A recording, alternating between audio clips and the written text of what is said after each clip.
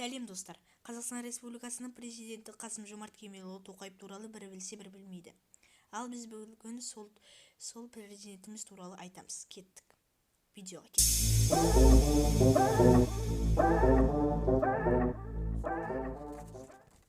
Қасым-Жомарт Кемелұлы Тоқаев 1953 жылы 17 мамырда Алматы қаласында туған. Әкесі Кемел Тоқаев 1923 жылы туылып, 1986 жылы қайтыс болған. Ұлы Отан соғысының ардагері, белгілі қазақ әдебиетінің детективті шытырман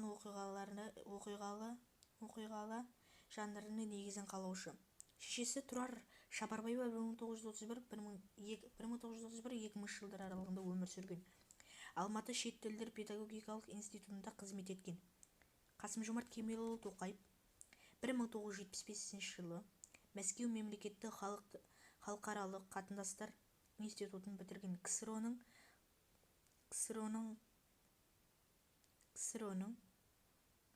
Қытай Халық Республикасындағы елшілігінден дипломатия алдындағы тағылымдардан өткен. 1983-84 жылдар аралығында Бейжің лингвистика институтында тағылымдамадан өтті. 92 жылы Ресей Федерациясы сыртқы істер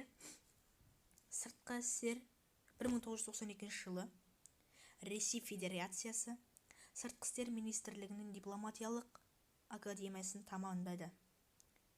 Қасым-Жомарт Кемелұлы Тоқаев өмір баяны осылай болған. Оның Назарбаев Нұрсұлтан оған дауыс берген болатын. Осылай Қазақстан Республикасының президенті болды. Әйелі ажырасқан Надежда Тоқаева. Және сау болыңыздар достар. Видеоға лайк басып